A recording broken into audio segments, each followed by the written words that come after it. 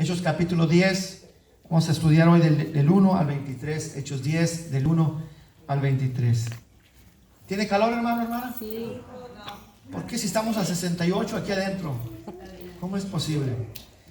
Si quiere, hermano Máximo, cambio de vida. Si quiere subir allá, encender aquellos dos que están allá y ponerle 71, 70 para que... No, bueno, 72.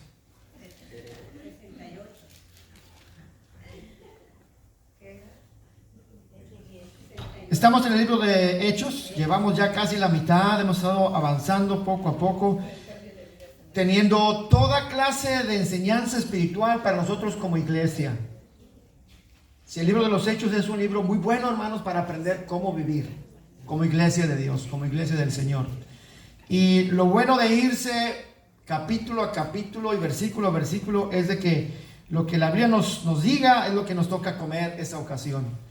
Una comida balanceada. Dice la palabra que nosotros tenemos que aprender todo el consejo de Dios. No solamente una cosa, sino todo el consejo de Dios. No solamente enfocarnos en una área, sino aprender lo que Dios tiene que decirnos en toda su palabra. A veces es cuestión familiar, a veces es cuestión matrimonial, a veces es cuestión personal, muy privada, a veces es cuestión de cómo tratar a los hermanos, a veces es cuestión de cómo manejar nuestro dinero, a veces es de cómo manejar los conflictos, cómo manejar nuestro corazón en momentos de dificultad.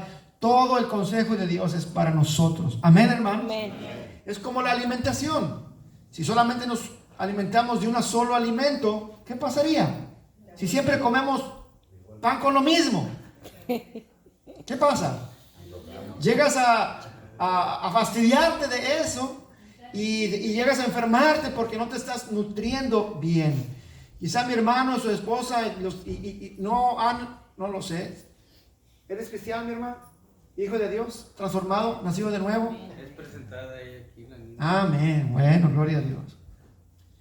La palabra de Dios siempre es variable y hoy nos toca una porción importante.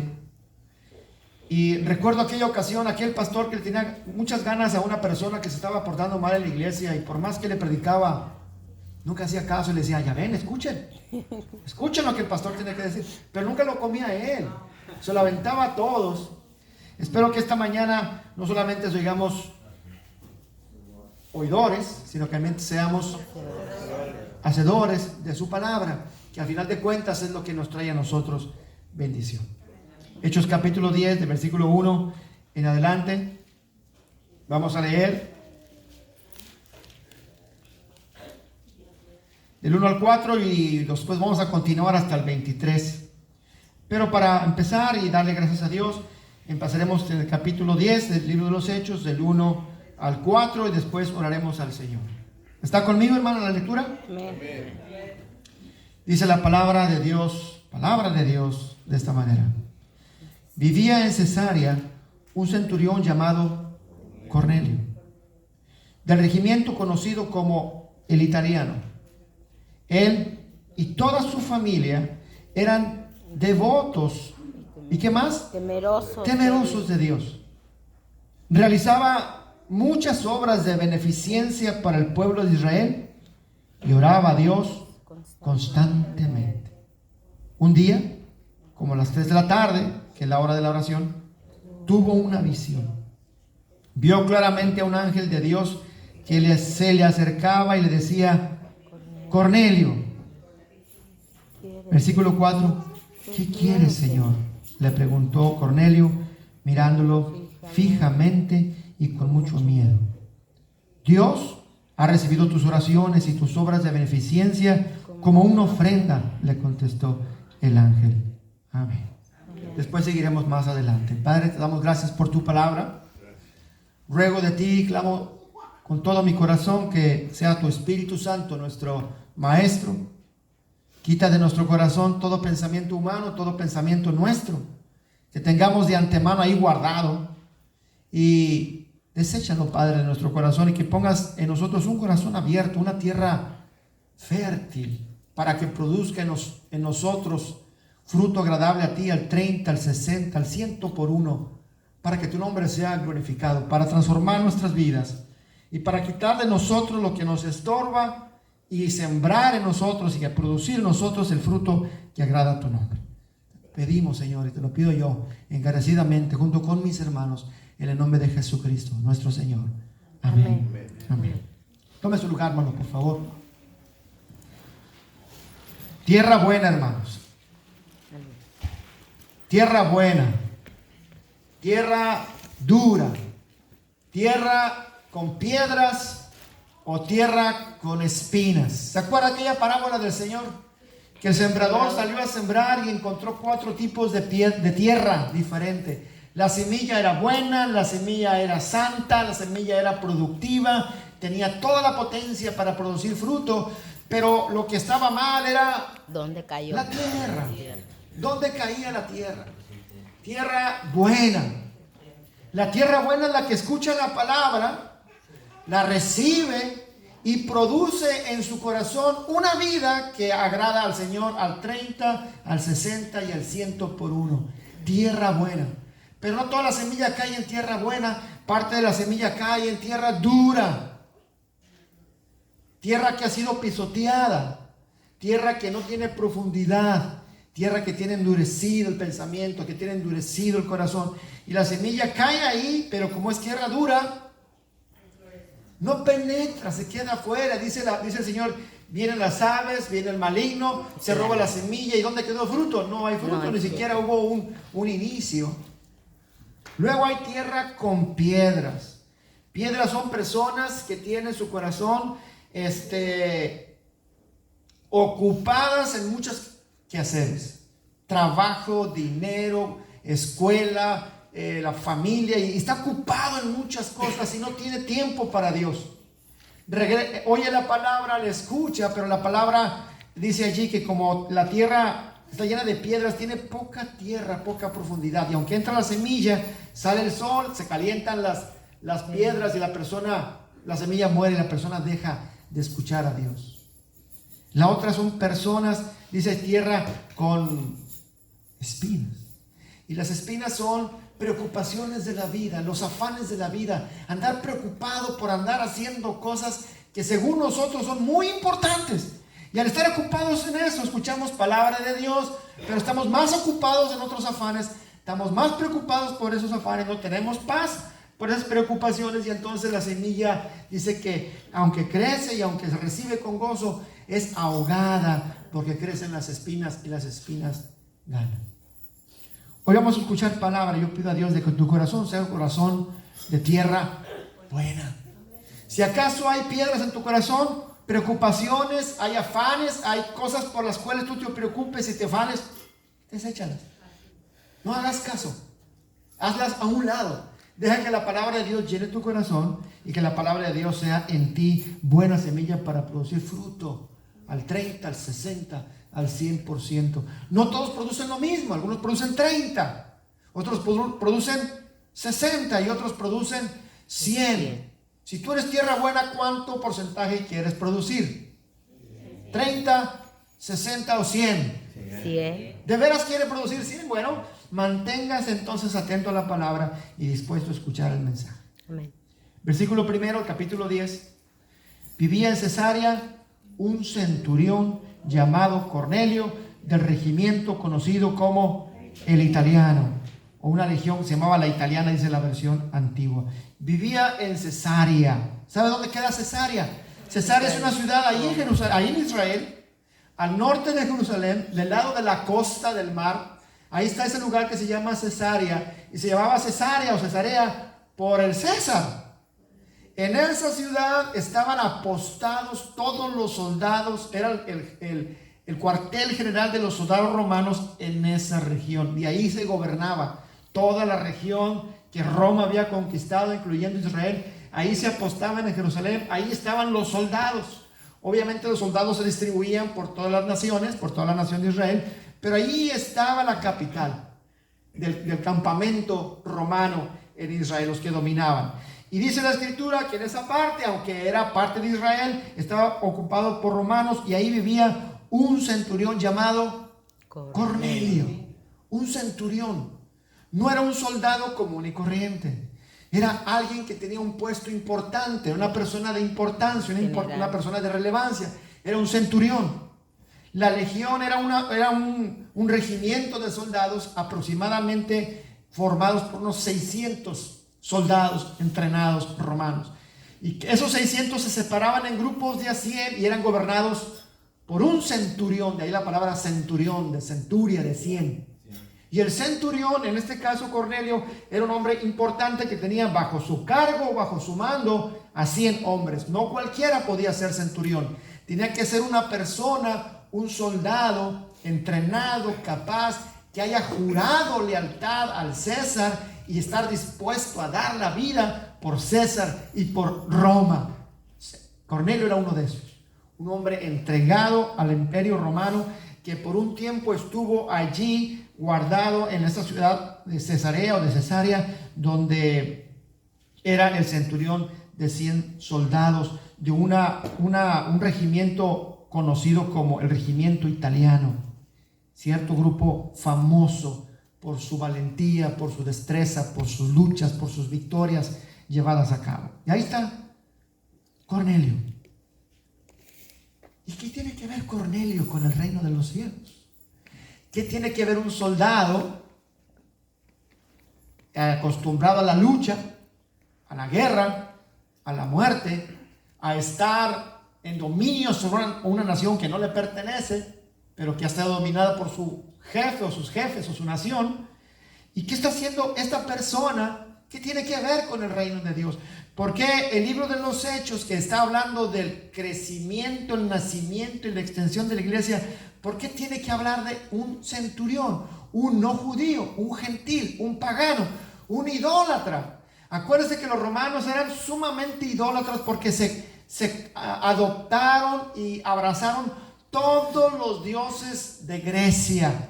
Roma conquistó a Grecia y los romanos se robaron o abrazaron todos los dioses, toda la idolatría que tenía Grecia. Grecia era tan idólatra que cuando Pablo el apóstol fue allá a Atenas, la capital de Grecia, encontró templos para cada dios. Templo para la lluvia, templo para la guerra, templo para cuando hace frío, templo para cuando hace calor, templo para cuando las plantas están secas, templo para cuando las plantas están de toda clase. Eran tan idólatras que los griegos dijeron: ¿y qué tal si hay un Dios que no conocemos? Vamos a hacerle un templo. Y le hicieron un templo. Y se llamaba, este templo es dedicado al Dios que no conocemos. No vaya a ser que se nos enoje. Llegan los romanos, los conquistan y se adaptan a todos esos dioses: Venus, Júpiter, Saturno, Hades, Mercurio. Todos esos dioses que los tenían los romanos, los griegos, los romanos los adaptan.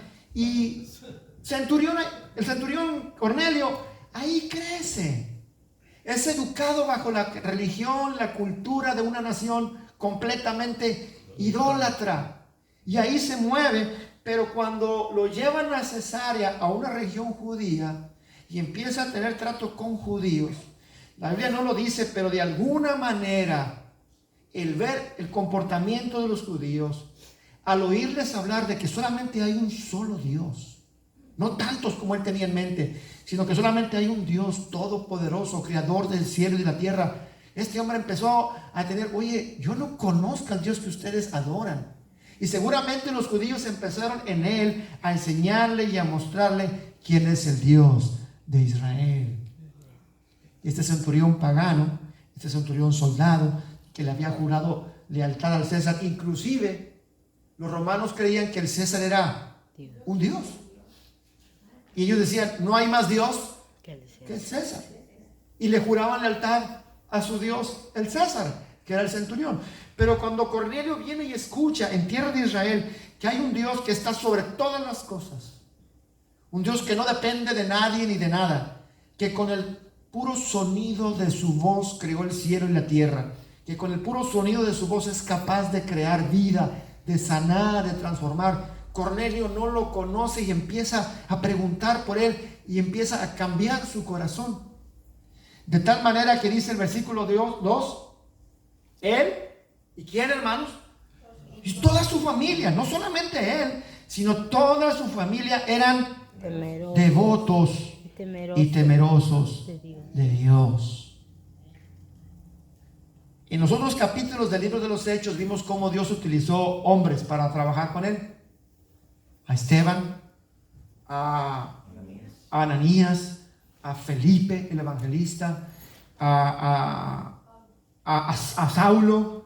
Ahora el Señor se va y se mueve y empieza a crear un nuevo ambiente en la iglesia que están haciendo. La iglesia era obviamente formada por judíos que no habían nacido ahí, o judíos que venían de otras naciones y que habían escuchado el evangelio. En un solo día se convirtieron 3,000 judíos con la predicación de Pedro. Pero ahora, hermanos, Dios quiere enseñarle a la iglesia, y quiere enseñarte a ti y enseñarme a mí cuál es la visión de Dios para nosotros como iglesia. Porque lo que estamos leyendo aquí habla de nosotros. Nosotros somos la iglesia, y hay que entender lo que Dios tiene planeado para su iglesia, para nosotros imitar, aprender y obedecer lo que Dios quiere enseñarnos en su palabra. Así que está Cornelio, uno que, aunque es devoto, ama a Dios, es temeroso de Dios y hace obras dignas de una persona que conoce a Dios. No es una persona salva, no conoce a Jesucristo, no conoce el evangelio, no sabe cuál es la salvación, no sabe nada del derramamiento de la sangre de Jesucristo en la cruz, no sabe nada de eso. Solamente sabe que hay un Dios poderoso, Jehová de los ejércitos, creador de todos, y él se vuelve temeroso y devoto de Dios. Voy a preguntar algo incómodo. ¿A cuántos de nosotros Cornelio nos gana en la devoción y el temor a Dios? De tal manera que él demostraba su devoción a Dios dando su dinero a gente necesitada. Obras que beneficiaban a una nación que no era su nación, que estaba dando de su dinero, de su tiempo, a personas que no eran de su raza. Pero él había entendido que si Dios es creador de todas las cosas, entonces él quería actuar de una manera bondadosa para honrar al Dios que acababa de conocer. Ahora, extrañamente, Cornelio, aunque era temeroso de Dios y tenía pasión por Dios, los judíos no lo podían aceptar. Aunque las obras buenas que hacía Cornelio eran para el pueblo de Israel, los judíos no los podían aceptar porque era una persona sucia, era una persona impura, un pagano, no uno del pueblo, no uno de nosotros, uno de la chusma, diríamos nosotros. Uno que no se junta con nosotros. Nosotros somos los buenos y de aquí para allá los malos. Y quizá los judíos le decían a Cornelio: qué bueno que eres bondadoso, qué bueno que nos ayudas, qué bueno que Dios ha cambiado tu corazón para ser ya no aquel idólatra, pero no puedes entrar a mi casa. Los judíos no permitimos que a nuestras casas entren los gentiles. No te puedes sentar a comer con nosotros. No podemos ir a tu casa siquiera, porque no se nos permite a nosotros, siendo judíos, entrar a la casa de un gentil. ¿No te parece extraña la diferencia de manera de pensar entre un judío que conoce a Dios y un pagano romano que conoce ahora al mismo Dios? Cornelio se desprendía de sí mismo, se daba de su persona para hacer buena obra entre gente que no es de su razón, de su nación, pero los que no son de su nación lo rechazan, lo menosprecian. Saben que es buena persona, pero hasta ahí, no te acerques más. Es una especie de ese tipo de personas de que qué bueno que estás así, pero hazte para allá. Qué bueno que eres bueno, pero no te acerques. Qué bueno que nos ayudas, pero hasta ahí llegaste. Ahora que si quieres convertirte, tienes que hacer todo el rituaje nuestro, circuncidarte, convertirte al judaísmo, comer lo que nosotros comemos, recibir al Dios Jehová de los ejércitos, y entonces, si te conviertes a nuestra religión, si te conviertes a nuestro modo, pues serás uno de nosotros. Mientras tanto, no eres uno de nosotros. Te quedas afuera. Y si alguien cumplía años, si había alguna cena, si había alguna celebración entre los judíos, todos pensaban en el centurión Cornelio. ¿Lo invitamos? ¿Qué decían todos? No. Que se quede afuera. Oye, pero es bueno, nos ha ayudado, teme a Dios. Oye, nos está construyendo. Creo que había ayudado para construir una sinagoga. Había estado dando dinero, de su dinero. No. ¿Con nosotros? No. Ante ese pensamiento, Dios tiene que actuar y por eso lo llama. Porque lo que los judíos vivían no podía ser transportado a la iglesia. Nosotros como iglesia no podemos tener ese mismo pensamiento de los judíos, de que hay personas de diferente categoría. No existe tal cosa. Nosotros los de la iglesia de Dios, los de la iglesia del Señor, no podemos hacer distinción de nadie. No podemos decir que una persona no es de mi grupo, no se debe juntar con nosotros. Dios no hace acepción de personas. Y Dios quiere enseñarle eso a un hombre, de nombre Pedro, usted lo conoce, que tenía un corazón un poco inclinado hacia eso. Él era judío de nacimiento y tenía su corazón inclinado hacia eso y tenía sus propias ideas y su propio pensamiento de que un judío no podía acercarse a la casa de un gentil y un gentil acercarse a la casa de un judío. Pero en el capítulo anterior nos dimos cuenta que Pedro empezó a cambiar su pensamiento, porque cuando fue a Jope se hospedó en la casa de un curtidor de pieles. ¿Recuerda que lo vimos? Sí. Y para los judíos, un curtidor de pieles, una persona sucia, una persona inmunda, porque estaba acostumbrado a tocar cadáveres. Y la ley decía que una persona que tocaba cadáveres era inmunda religiosamente y tenía que apartarse de ahí. Pero resulta que Pedro va a Jope y se hospeda en la casa de este hombre curtidor que se llamaba Simón. Era su tocayo, Simón. Él era Simón Pedro, él era Simón solamente. Entonces Pedro empieza a entender, aunque no del todo, empieza a entender poco a poco lo que Dios quiere hacer en la iglesia. Estaba entonces, versículo 2, él y toda su familia eran devotos y temerosos de Dios, realizaba muchas obras de bendición o de beneficencia para el pueblo de Israel. ¿Y qué más hacía, hermanos? Oraba a Dios. ¿Cómo? Constantemente. Voy a hacer la pregunta incómoda. ¿A cuántos de nosotros Cornelio nos gana? Era un hombre que estaba acostumbrado a dar de lo suyo para beneficio de alguien más, pero además oraba ¿cómo, hermanos? Constantemente. O sea, un pagano, un romano, un gentil, un idólatra o ex idólatra hace mucho más y ora mucho más que muchos cristianos ahora. ¿Sí o no, hermano? Sí. Como que este hombre nos da una lección de cómo se vive cuando conoces al Dios verdadero. Y eso que todavía no conoce al Señor Jesucristo, todavía no conoce el Evangelio, todavía no conoce que Jesucristo ha muerto para bendición suya y para perdón de sus pecados. Pero este hombre era un hombre que amaba, servía, utilizaba su dinero para muchas obras y además oraba constantemente a Dios. ¿Para qué Dios tiene que convertir a Cornelio? Lo vamos a ver más adelante. ¿Para qué lo tiene que convertir si ya es bueno? ¿Para qué presentarle el Evangelio si es un hombre que ora? ¿Para qué presentarle el Evangelio si es un hombre que hace buenas obras y ya no es idólatra? Pues que lo deje así. ¿A cuántos de nosotros conocemos que son buena gente? Y que realmente son buena gente. Que son amables, serviciales, humildes de corazón, atentos, que se desprenden de lo suyo para ayudar a otros y también oran a Dios, pero no son cristianos. ¿A cuántos de esos conocemos, hermano? Muchos. Que casi les decimos, a este hermano le falta ser cristiano para, ¿verdad? Así decimos nosotros. Eso nos enseña que no es suficiente ser buena persona. Cuando Nicodemo se acercó, le dijo, Señor, sabemos que vienes de Dios, porque nada más tú haces las cosas que Dios puede, una persona que está cerca de Dios puede hacer las cosas que tú haces. Y el Señor le interrumpe y dice, mira, Nicodemo, si no naces de nuevo, no puedes ver y no puedes entrar al reino de los cielos. Tienes que nacer de nuevo.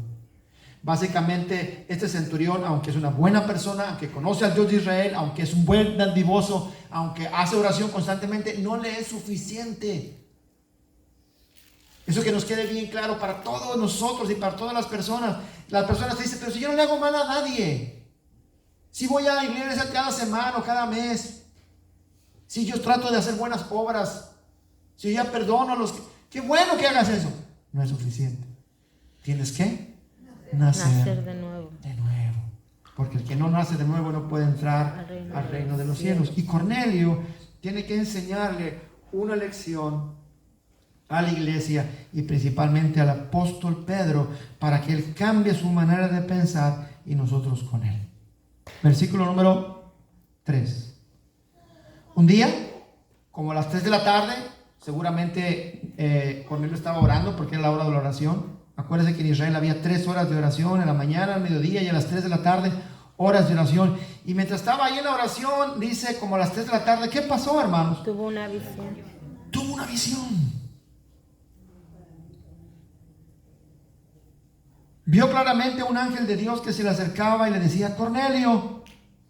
¿Qué quieres, Señor? Y el que dijo, ¿qué quieres, Señor? Cornelio, mirándolo fijamente y con mucho miedo, Dios, le dijo el ángel, Dios ha recibido tus oraciones y tus buenas obras como una ofrenda. Amén, hermano. Amén. ¿A quién de nosotros se nos ha aparecido un ángel y que nos diga, hijo, estoy bien contento con lo que tú haces? Estoy muy contento con tus buenas obras, con la cantidad. ¿A quién, hermano, de nosotros se nos ha parecido? A mí no. Pero a este hombre, Cornelio, un pagano, en la hora de la oración, Dios tiene un plan especial para él. Dios no hace diferencia y le manda un ángel. Y el ángel lo conoce por nombre. Le llama Cornelio. Y no solamente lo conoce por nombre y le dice, ¿qué pasa, Señor? Le dice Cornelio, tus oraciones, tus buenas obras, tus dádivas, tus ofrendas han llegado hasta los oídos, hasta los ojos del Padre Celestial como una ofrenda agradable a su presencia. Cornelio nos lleva mucha ventaja a algunos, ¿verdad que sí? Sí. Me encanta Cornelio, un ex pagano, un ex idólatra que ahora está siendo abrazado y cobijado por la gracia y el amor de Dios. Y no la rechaza, no le da la espalda. Él responde con una respuesta ejemplar. ¿Qué fue lo que él dijo, hermano? ¿Qué quieres, Señor? ¿Qué hay, Señor? ¿Qué quieres, Señor? Alguien ya había dicho algo parecido, ¿verdad? La semana pasada. ¿Quién era? Saulo. ¿Qué quieres que haga, Señor? La misma disposición de un hombre judío que era perseguidor de la iglesia, al escuchar y al encontrarse con el Señor, inmediatamente se humilla ante el Señor. ¿Qué quieres que haga? Ahora este Cornelio, el que se le aparece es un ángel. ¿Y qué es lo primero que él dice? ¿Qué quieres? ¿Qué quieres que haga, Señor? ¿Qué hay, Señor? Dime qué pasa. Si hoy, hermanos, en la palabra usted llega a escuchar algo que toque su corazón, ¿qué le vas a decir? No, yo no creo eso. ¿O qué diría usted, hermano? Oh, qué bonito estuvo, pero es para el hermano nuevo que vino. ¿Usted qué diría? Esa palabra es para mí. Si el otro no lo escucha, pues es su problema. Yo tengo que escucharla y hacerle caso para mi vida, para mi persona. Si mi esposa no hace caso, pues ni modo, yo sí voy. Si mi esposo no hace caso, yo sí voy a hacer caso a la palabra del Señor. Así que yo te pregunto, hermano, ¿qué vas a hacer con lo que hoy aprendas? Dígame. Obedecerlo. Y créame, hermano, que ahí hay bendición de Dios, porque cuando escuchamos la palabra de Dios y seguimos la palabra de Dios y dejamos que entre, ¿se acuerda de la tierra buena? Que dijimos al principio, si permites que la palabra entre tu tierra, y tu tierra es un buen corazón dispuesto, entonces la palabra producirá fruto agradable para ti. Amén, hermano. Amén. ¿Quién quiere producir fruto al Señor? Amén. Yo sé que todos vamos a decir que sí, ¿verdad? ¿Quién quiere producir fruto? Yo. Amén. Todos. ¿Quién quiere hacer lo que el Señor nos dice que hagamos? Ay. Está más difícil. Y si le doy una instrucción específica, hermano, quiero que vayas y hagas esto, porque la palabra del Señor así lo dice, usted lo va a hacer, yo lo voy a hacer. La pregunta está para ti y para mí. Un corazón dispuesto para escuchar al Señor. ¿Qué quieres que yo haga? Dispuesto.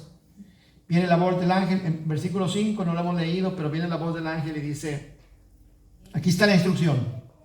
Escucha la instrucción del ángel y él está dispuesto a obedecer. Envía de inmediato a algunos hombres a Jope para que hagan venir a un tal Simón apodado Pedro. Cornelio no sabe quién es Pedro. En la versión antigua dice, Él te dirá lo que tienes que hacer. ¿Así dice? Así dice la versión antigua. Él te dirá lo que tienes que hacer. Hasta ahí. Primero, viene el ángel y le da una instrucción bien simple, bien sencilla.